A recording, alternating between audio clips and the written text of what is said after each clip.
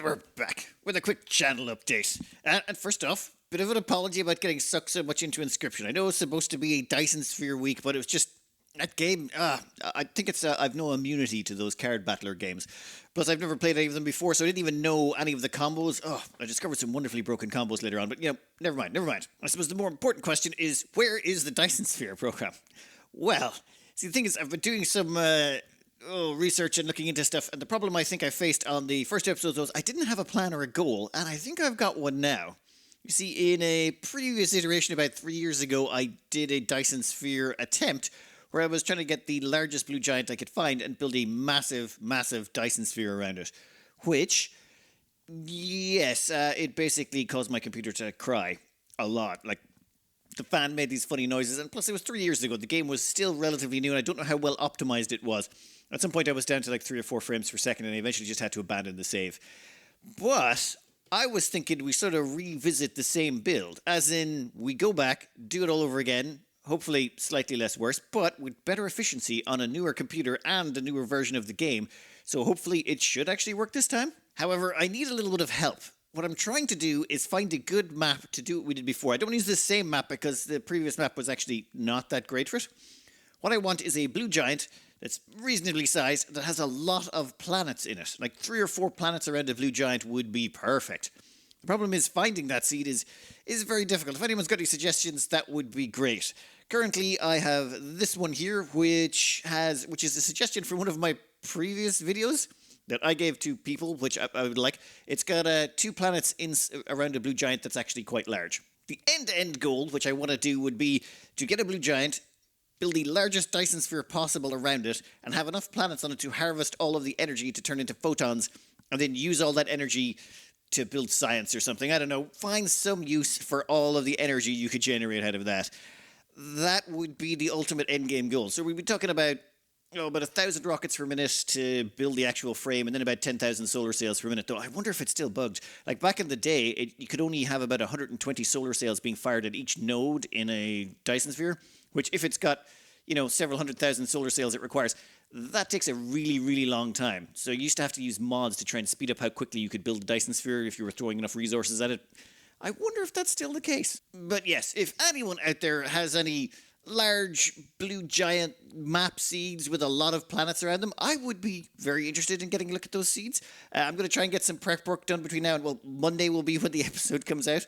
But it's going to be a long way there. We're going to need to start off with about 90 basic science, then work your way up to about 1,000, a smaller Dyson Sphere just to power the whole system. We'll have to take care of all the dark fog stuff. It'll be a while before we get there. Ooh, but nope, let's not get distracted. I am liking the game selection process. This whole picking them out based on number of reviews, review ratings, year of release, all that stuff has given us some quite strong games. Like Cult of the Lamb was pretty solid, and so was Subnautica. Subnautica did really well. Inscryption, not quite so much, but maybe because I really, really do suck at card games a lot. Look, I would like to point out, I don't play card games like that, so it's just I have no experience. So the lack of experience, I think, showed a lot in how terrible I was at those. But hey, maybe a few card games will show up in the future. Maybe I'll be like, maybe not Slay the Spire. Nope. I'll probably end up playing a few card games in the future just to check them out, and hopefully I'll be a bit better because I'll recognize the synergies. Rimworld Anomaly was a little bit of a weird one, actually. The whole expansion was wonderful, but I think the problem is the sheer quantity of DLC stacked on top of each other results in the most overpowered pawns ever. I think it's the royalty DLC that does it.